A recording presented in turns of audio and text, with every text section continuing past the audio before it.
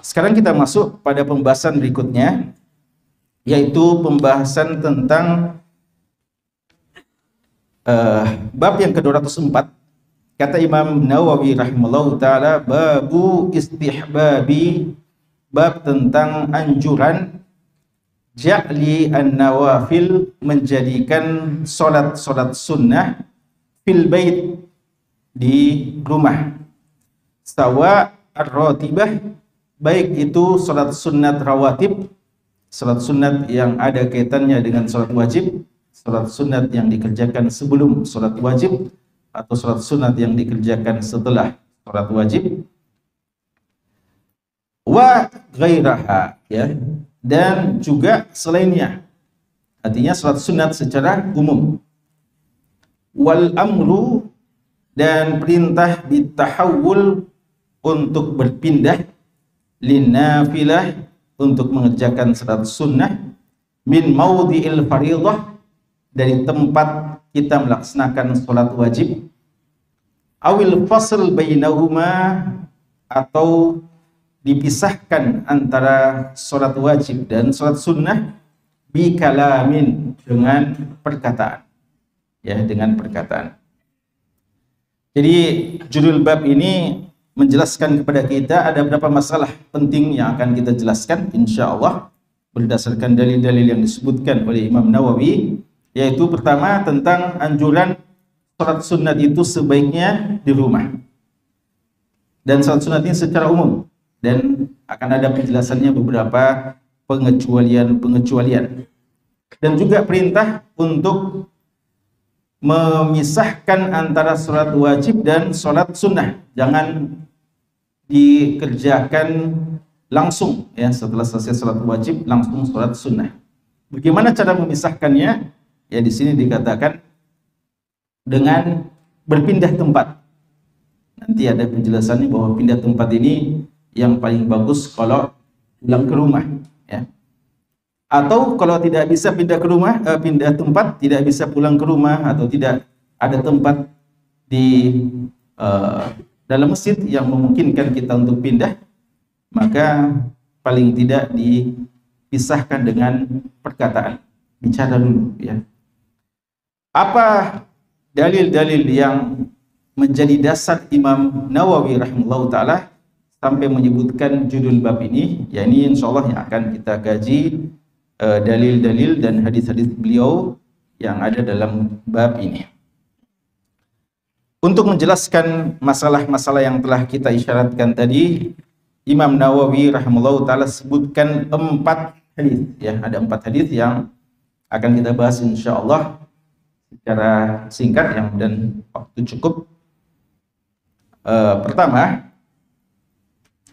hadis yang ke-1128, an Zaid bin Sabit radhiyallahu anhu, dari sahabat yang mulia Zaid bin Sabit radhiyallahu anhu, anna Nabiyya sallallahu alaihi wasallam qala, bahwasanya Nabi sallallahu alaihi wasallam bersabda, sallu ayyuhan nasu fi buyutikum, salatlah wahai manusia di rumah-rumah kalian, fa inna afdalas salati, karena sesungguhnya afdal salat yang paling afdal adalah salatul mar'i fi baitihi, salatnya seorang laki-laki di rumahnya, illal maktubah, kecuali kalau salat wajib. Muttafaqun alaih, hadis ini hadis yang sahih, diriwayatkan Imam Bukhari dan Imam Muslim. Ada beberapa pelajaran yang bisa kita ambil dari hadis pertama ini, hadis Zaid bin Thabit radhiyallahu anhu.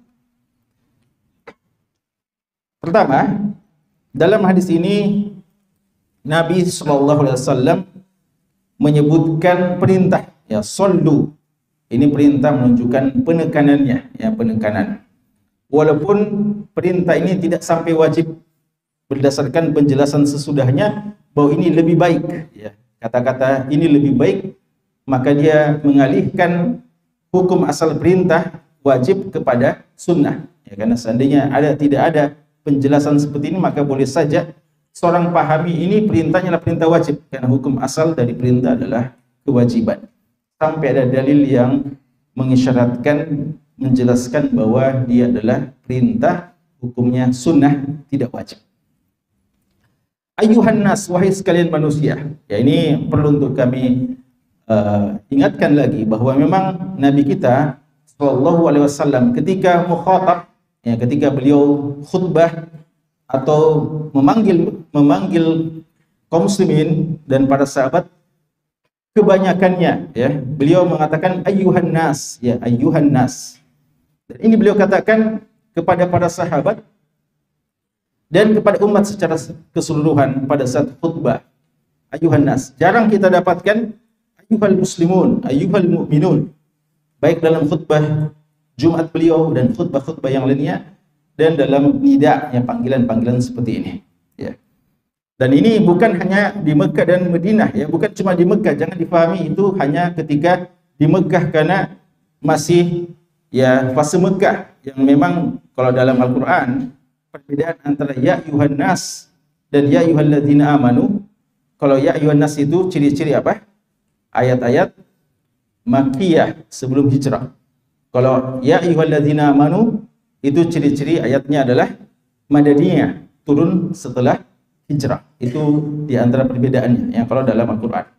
Tapi dalam mukhatab khutbah, panggilan beliau kita dapatkan secara umum, baik di Mekah maupun setelah beliau hijrah di Madinah. Ketika beliau berkhutbah, umumnya beliau mengatakan ayyuhan nas, ayyuhan nas. Dan itu juga dikatakan oleh Abu Bakar radhiyallahu anhu dan sahabat-sahabat yang lainnya. Maka itu lebih tepat. Sebagian mengatakan karena dalam khutbah dengan jumlah manusia yang banyak, maka mungkin saja ada di antara mereka yang belum mencapai derajat beriman, ya, baru awal-awal, ya, mereka bergabung dalam Islam, maka dikatakan dengan ayyuhan nas.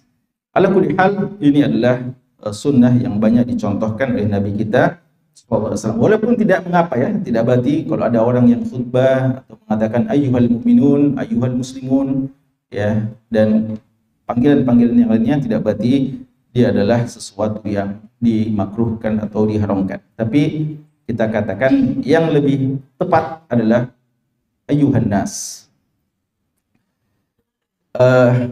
Kemudian di sini dikatakan fi buyutikum, salatlah di rumah kalian.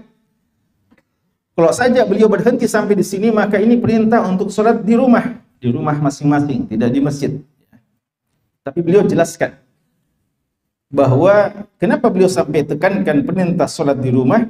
Beliau bilang fa inna afdalas salati, karena seafdal salat, salatnya seseorang di rumahnya.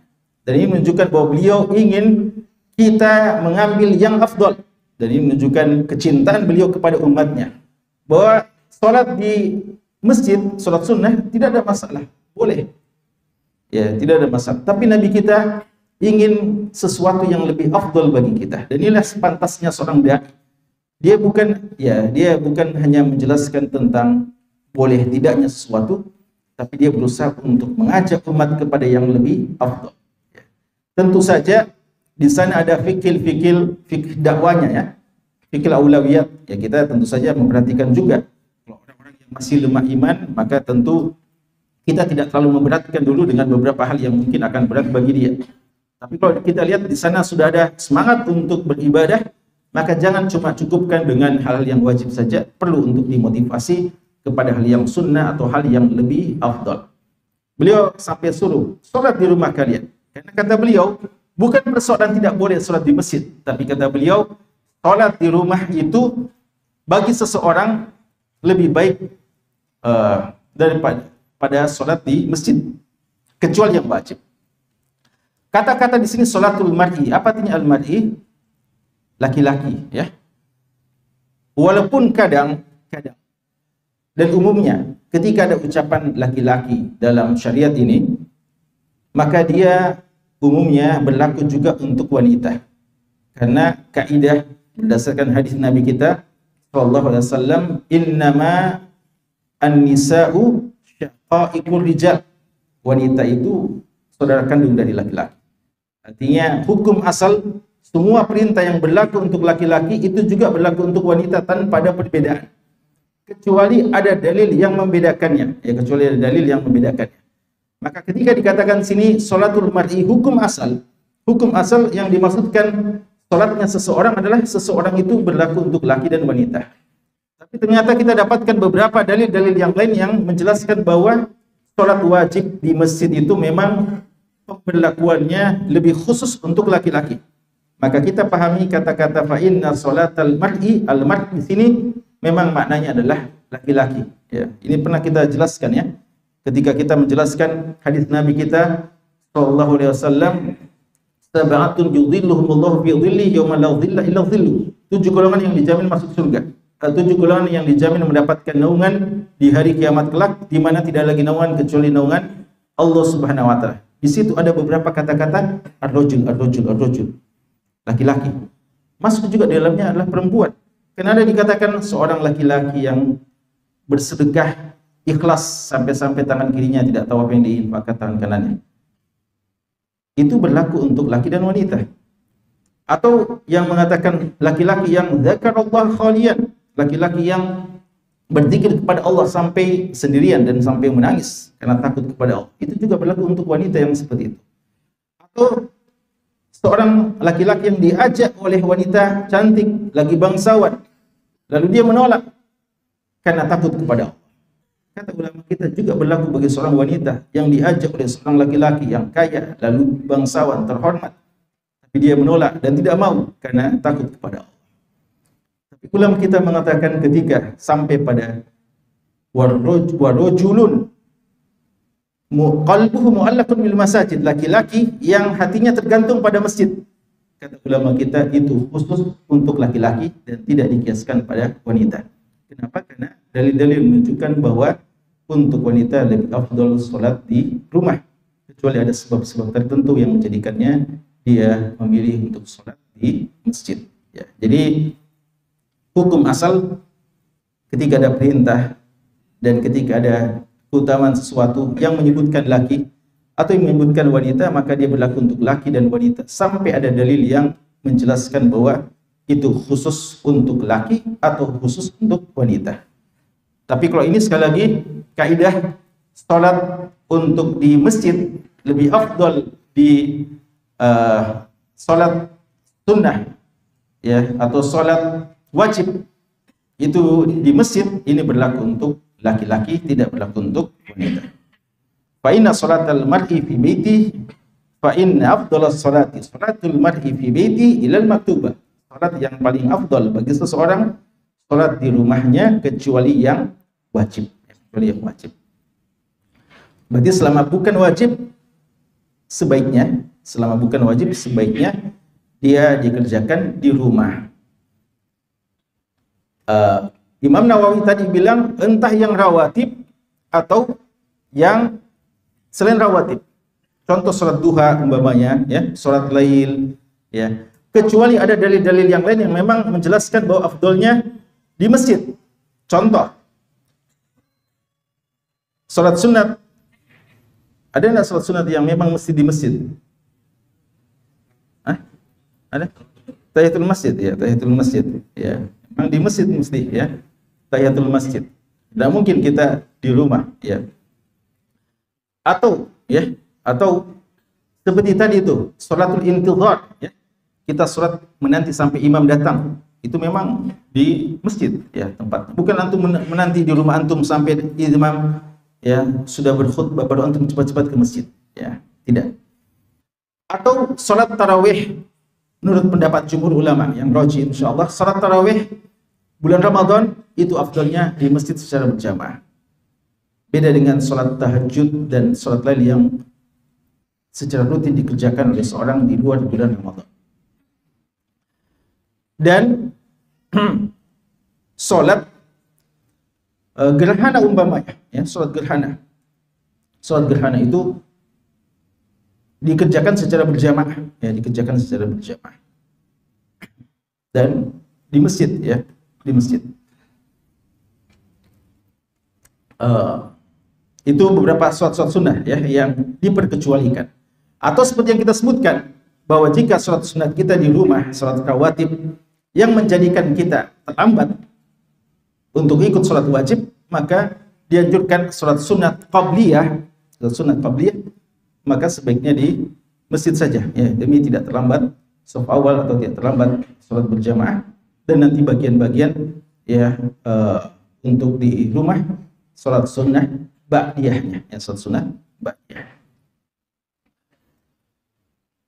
Kemudian hadis Abdullah bin Umar radhiyallahu anhuma, Nabi SAW bersabda, ij'alu min salatikum fi buyutikum.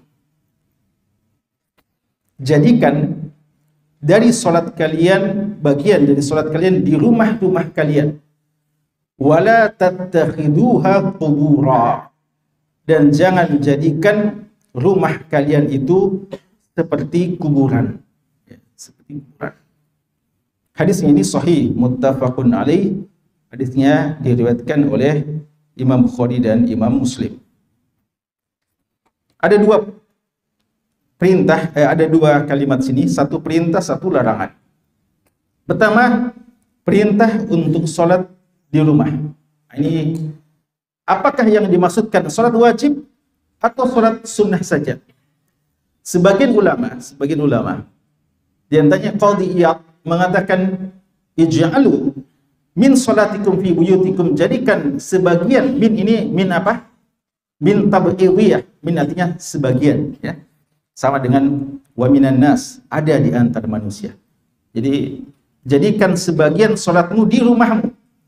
Qadhi Iyad mengatakan ini bisa difahami bahwa jangan sholat wajib semuanya di masjid. Usahakan juga ada di rumah.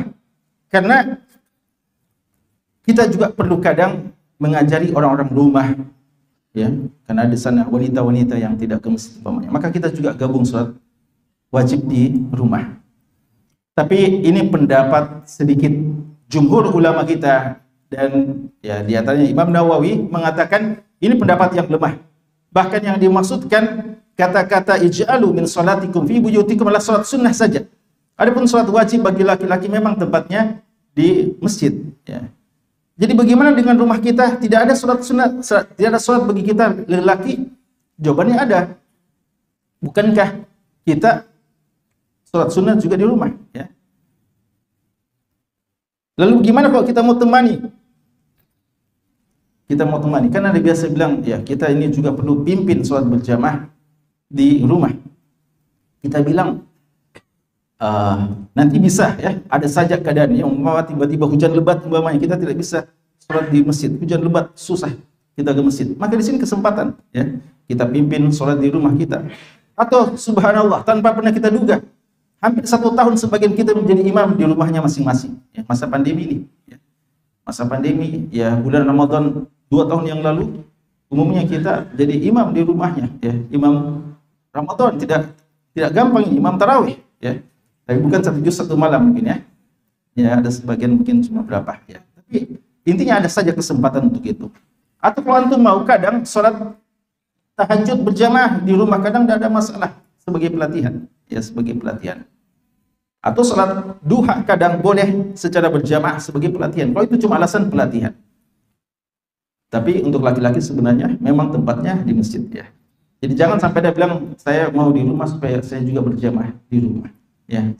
Padahal masih banyak kesempatan-kesempatan untuk membersamai keluarga kita, ya. Yang tidak diterima itu kalau mengatakan saya kalau di masjid tidak pernah dikasih jadi imam, saya di rumah mau jadi imam, ya. Itu tidak, ya. Bagaimana begitu banyak sahabat yang sangat pantas jadi imam, layak sekali jadi imam, penghafal Quran banyak, ya, di antara mereka atau ada sebagian mereka. Tapi begitu dengan Rasulullah, mereka jadi makmum terus, ya. Begitu banyak di antara mereka yang khatib, tapi begitu sholat Jumat, Rasulullah yang jadi khatib terus, ya. Kecuali mungkin pernah ketika Rasulullah terlambat, ya, Abu Bakar radhiyallahu anhu pada waktu beliau sakit atau pada saat beliau terlambat dalam islah, pernah satu kali Abdurrahman bin Auf, ya, radhiyallahu anhu yang menjadi imam. Tapi hukum umumnya adalah beliau sendiri yang memimpin. Jadi tidak ada alasan, ya, bagi kaum lelaki, seharusnya kaum lelaki memang tempatnya di rumah. Ada hal yang menarik di sini ketika beliau mengatakan, kenapa kita sebaiknya sholat sunnah di rumah? Kenapa jangan sholat kita cuma di masjid saja? kenapa perlu ada bagian sholat di rumah? Karena beliau bilang, jangan jadikan rumah kalian seperti kuburan. Imam Bukhari rahimahullah ta'ala memahami hadis ini larangan sholat di kuburan, ya, larangan sholat di kuburan. Dan ada yang mengatakan ya larangan sholat di pekuburan, ya.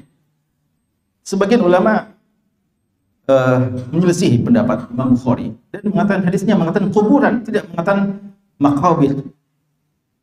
Kuburan berarti di satu kuburan, bukan berarti di pekuburan, ya. Tapi ini dijawab bahwa dalam sebagian riwayat memang disebutkan maqabir, ya, sebagian riwayat maqabir. Makanya penjudulan bab Imam Bukhari dalam bab hadis ini itu wajib, ya, memang ada beralasan bahwa hukum asal kuburan itu dilarang, bukan tempat untuk sholat, ya, bukan tempat untuk sholat. Kecuali sholat yang dibolehkan pada kuburan, di kuburan adalah seorang yang tidak sempat melaksanakan sholat jenazah, ya, lalu dia terlambat dan dia ingin melaksanakan, maka boleh dilaksanakan di kuburan. Ini pengecualian, ya, pengecualian. Hukum asal tidak dianjurkan.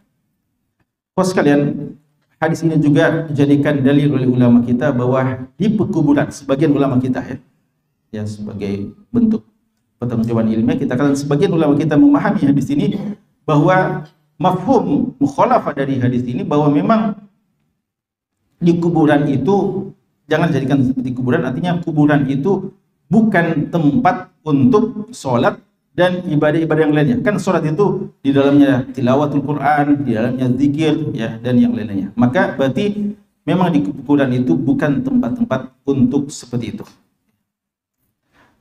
Sebagian mengatakan juga bahwa pekuburan itu kenapa dikatakan jangan seperti kuburan? Karena orang-orang yang di kuburan itu mereka tidak ibadah lagi, ya. Mereka tidak ibadah. Di kuburan tinggal menikmati hasil ibadah mereka dulu selama di dunia. Atau mungkin tempat siksa, waliyadzubillah.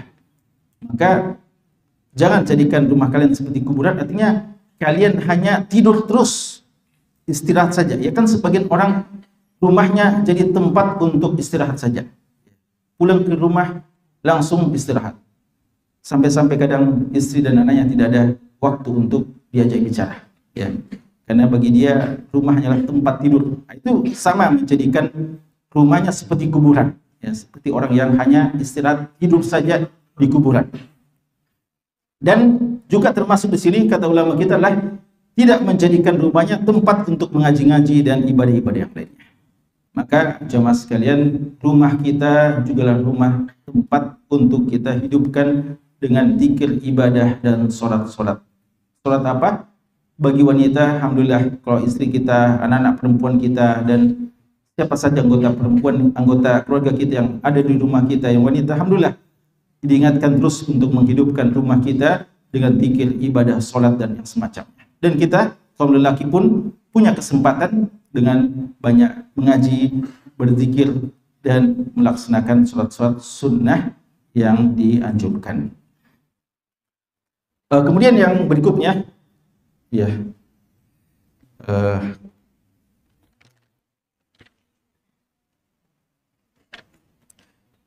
hadis yang ke-1130, ya. An Jabir radhiyallahu taala anhu, dari Jabir bin Abdullah radhiyallahu anhuma, beliau mengatakan Rasulullah sallallahu alaihi wasallam bersabda, "Idza qada ahadukum salatahu," jika salah seorang di antara kalian selesai melaksanakan salatnya fi masjid, di masjidnya. Nah, ini penjelasan, ya, dari hadis-hadis yang tadi, bahwa kalau sudah selesai salat di masjid, falyaj'al li baitihi nasiban min salatihi, hendaknya dia berikan bagian juga rumahnya untuk salat, ya. Jadi berikan juga kesempatan rumah kita untuk salat. Fa innallaha, karena sesungguhnya Allah, ja'idun fi baitihi, menjadikan di rumahnya min salati, dari salat yang dilakukannya, khairan, kebaikan-kebaikan. Rumah yang insya Allah diterangi dengan cahaya keimanan, dipenuhi oleh malaikat, jauh dari syaitan, jauh dari iblis dan jin-jin pengganggu, adalah rumah yang dipenuhi dengan bacaan Al-Quran, rumah yang dilaksanakan sholat sunnah di dalamnya. Maka kalau ada rumah yang selalu pemiliknya terganggu, rasanya ada jin-jin yang mengganggu, gelisah terus pada mungkin rumah, Masya Allah, mewah, ya, dan seterusnya, tapi kenapa gelisah terus? Boleh jadi kita tidak melaksanakan hak-hak dari rumah. Ya, rumah itu juga punya hak untuk dihidupkan dengan zikir-zikir, baca Al-Quran, dan sholat-sholat sunnah kita. Yang terakhir, ya, secara singkat ini, dari Umar bin Atha, anna Nafi' bin Jubair arsalahu ila Sa'ib bin ukhti Namr yas'aluhu an syai'in, ya. Jadi Umar bin Atha mengatakan bahwa Nafi' bin Jubair mengutus beliau untuk menemui sahabat Sa'ib bin ukhti Namr, yas'aluhu an syai'in, untuk bertanya tentang sesuatu, ra'ahu minhu Muawiyah, yang dia saksikan yang pernah dia saksikan dari Muawiyah radhiyallahu anhu, fi sholati, tentang salat. Faqala na'am shallaitu ma'ahu. Jadi Sa'ib bin Ukht Namr ini ditanya tentang apa yang pernah didapatkan dari sahabat yang mulia Muawiyah bin Abi Sufyan. Lalu beliau bilang, saya pernah punya pengalaman dengan Muawiyah bin Abi Sufyan, yaitu shallaitu ma'ahul Jum'ah, saya salat bersama beliau salat Jumat, fil Maqsurah, di Maqsurah. Maqsurah itu tempat khusus yang ada di masjid. Tempat khusus yang ada di masjid yang mungkin tidak terlalu besar, cuma berapa orang yang bisa sholat di situ, dan biasanya dia diperuntukkan bagi para pemimpin-pemimpin. Bagi pemimpin-pemimpin. Apa tujuannya? Dalam keadaan-keadaan di mana kaum muslimin tidak stabil kondisi keamanannya, maka pemimpin bisa sholat di situ untuk keamanannya. Dan ini adalah khilaf dari ulama kita. Bolehkah ada tempat khusus yang di masjid dan hanya untuk pemimpin yang ada hajiznya, ya, ada semacam pembatasnya untuk melindungi pemimpin tersebut? Sebagian tidak menganjurkan, ya, Ibnu Umar dan beberapa yang lainnya, tapi pendapat kebanyakan salaf membolehkan, dan itu dimulai dari yang dicontohkan oleh Muawiyah bin Abi Sufyan, dan akhirnya kebanyakan menyetujuinya. Dan ini tujuannya adalah daf'ul madarrah, ya, menolak mafsadat. Daf'ul mafsadah muqaddam ala jalbil maslah, bahwa menolak mafsadat, mudarat didahulukan daripada mengambil manfaat. Mengambil manfaat itu sebaiknya tidak ada batasan-batasan, semuanya sama saja. Apalagi kalau ada yang membatasi soft, ya, itu sebaiknya dihindari. Tapi ketika ada mudarat, dan itu dilakukan oleh Muawiyah ketika banyak orang Khawarij yang pernah hampir, ya, mencelakakan beliau, maka beliau mengambil kebijakan seperti itu. Dan akhirnya umumnya membolehkan, ya. Umumnya para ulama kita membolehkan jika ada alasan yang seperti itu. Jadi beliau pernah, Sa'ib ini salat bersama Muawiyah di Maqsurah. Falamma sallam al-imam, setelah sudah selesai imam salam, qumtu fi maqami, saya begitu selesai imam salat Jumat, beliau ini Sa'ib ini langsung berdiri, ya, langsung berdiri. Lalu fasallaitu, maka saya salat. Falamma dakhal arsala ilayya faqal, lalu Muawiyah utus orang untuk panggil Sa'ib ini, dan berkata, ya, ketika Sa'ib dipanggil menghadap oleh Muawiyah radhiyallahu anhu memberikan pesan kepada Sa'ib, la ta'ud lima fa'alta, jangan kamu ulangi perbuatanmu itu. Artinya begitu selesai sholat langsung bangkit lagi sholat sunnah. Ini ada dikerjakan oleh sebagian mazhab, ya, yang tadi dari Hanafiyah, dengan alasan bahwa meneruskan kebaikan dengan kebaikan, ya, mualah dalam kebaikan. Begitu selesai, maka supaya tidak malas-malas, kita langsung lagi bangkit untuk sholat sunnah, ya. Tapi ternyata ini tidak sunnah, ya, tidak dianjurkan. Dan pernah dilakukan oleh Sa'ib dan ditegur oleh Muawiyah dan mengatakan jangan ulangi yang seperti itu.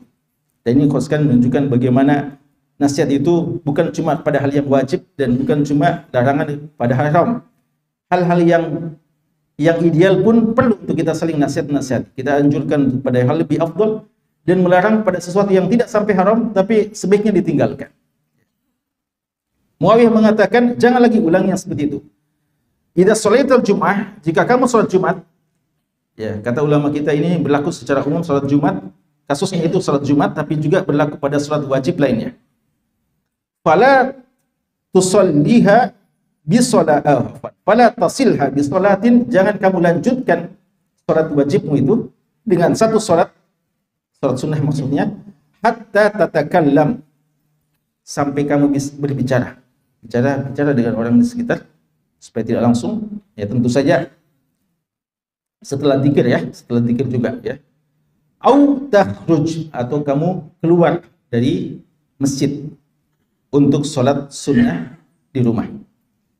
Fa inna Rasulullah sallallahu alaihi wasallam, karena Rasulullah sallallahu alaihi wasallam amarona bidzalik, memerintahkan kepada kami seperti itu, yaitu alla nusila solatan bi solatin, kami tidak menyambung satu solat dengan satu solat, artinya tidak menyambung solat wajib dengan solat sunnah, hatta natakallama, sampai kami berbicara, au nakhruja, dan sampai kami keluar dari masjid. Ini dalil yang digunakan oleh Imam Nawawi dan para ulama kita, jumhur ulama kita, yang mengatakan afdolnya selesai solat wajib itu kita tidak langsung sambung dengan sholat sunnah. Afdolnya adalah keluar. Lebih afdol adalah keluar, pulang ke rumah, sholat sunnah di rumah. Tapi kalau tidak bisa, dan kalau tidak bisa sholat sunnah di rumah, maka afdolnya pindah tempat. Ya, pindah tempat. Dan ini yang disebutkan oleh Imam Nawawi, walaupun tidak ada dalam hadis yang kita baca ini. Tapi ada hadis yang mendukungnya. Ya, di antaranya hadis yang dihasankan oleh sebagian ulama kita dari Imam Abu Dawud rahimahullahu taala, dari hadis Abu Hurairah radhiyallahu anhu, Nabi kita sallallahu alaihi wasallam mengatakan, idza shalla ahadukum, jika salah seorang di antara kalian selesai salat, ayajizu ahadukum, ya, apakah yajiz, apakah lemah, tidak sanggup salah seorang di antara kalian, idza shalla, kalau sudah selesai salat, an yataqaddam, ke depan sedikit, au yata'akhkhar, atau ke belakang sedikit, an yamini, atau ke kanan sedikit, au an yasari, atau ke kiri sedikit. Maksudnya pindah tempat. Kalau di masjid saja, ya, entah kita pulang ke rumah, atau kalau tidak di masjid saja tidak apa-apa. Dan ayajiz, masa tidak bisa, ya? Ayajiz itu ajiz, artinya tidak sanggup. Masa tidak bisa? Apa salahnya? Apa susahnya, ya? Apa susahnya ke depan sedikit, atau ke belakang sedikit, atau ke kanan sedikit, atau ke kiri sedikit? Artinya pindah sedikit, ya. Ini yang lebih afdal. Atau kata ulama kita, kalau tidak bisa, inilah bicara, ya, bicara. Kalau tetap di tempat, bicara untuk tidak langsung, ya, tidak langsung. Dan seandainya tidak ada yang dilakukan ini, maka salat sunnah kita tetap sah, tapi tidak afdal. Apa hikmahnya? Kata ulama kita ada dua minimal. Pertama adalah hikmahnya untuk membedakan antara salat yang wajib dan yang sunnah, membedakan yang wajib dan yang sunnah. Dan ini ada sampai dalam persoalan puasa. Dalam puasa perlu dibedakan antara puasa wajib dan puasa sunnah, karena itu tidak dianjurkan puasa hari Syak, ya, agar tidak sama puasa wajib Ramadan dengan puasa bulan Sya'ban, ya, puasa sunnah menjelang Ramadan. Itu perlu dibedakan. Itu di antara hikmah larangan puasa Syak. Dan perlunya membedakan antara satu ibadah dengan ibadah yang lainnya. Hikmah kedua adalah untuk memperbanyak saksi-saksi kita di hari kiamat kelak, ya, saksi-saksi di hari kiamat. Allah katakan tentang hari kiamat di surat Az-Zilzal, yauma idzin tuhadditsu akhbaraha. Hari kiamat nanti, bumi ini yang berguncang nanti itu akan tuhadditsu, mengabarkan tentang kabar-kabar yang pernah terjadi padanya. Apa kata ulama kita? Bumi akan bersaksi dan menginformasikan dan menyampaikan bahwa si fulan dulu dia menginjak saya dalam ibadah kepada Allah. Si fulan dulu bermaksiat di tempat ini. Waliyatubillah. Maka kalau makin banyak saksi-saksi bagi kita, banyak bumi yang bersaksi bukan cuma di satu tempat, maka itu tentu saja akan menguatkan dan memperberat timbangan amalan kita. Di surat Yasin Allah mengatakan, inna nahnu nuhyil mautah.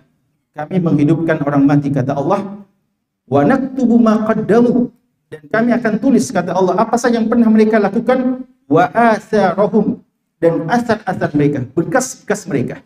sekalian, insya Allah, ya, semoga Allah mengikhlaskan kita dan senantiasa menjadikan kita teguh dengan sunnah-sunnah dan kebaikan-kebaikan. Bekas-bekas jejak-jejak kaki-kaki yang kita langkahkan dari rumah kita ke masjid ini, dan masjid ini insya Allah akan bersaksi pada kita di hari kiamat. Asal ini semuanya akan dicatat di sisi Allah Subhanahu wa taala. Wa kulla syai'in ahsaynahu fi imamin mubin. Kata Allah, segala sesuatu tercatat dalam buku induk, ya, lauh mahfud, buku induk yang nyata. Itu diantara sebabnya anjuran untuk berpindah sedikit, walaupun dia tidak harus, ya, kalau susah maka tidak mengapa, tapi jika memungkinkan maka itu yang lebih afdal. Wallahu ta'ala. Ya, sekira ini pembahasan kita malam hari ini. Wassallallahu ala nabiyina Muhammad wa ala alihi wasallam. Walhamdulillahi rabbil alamin.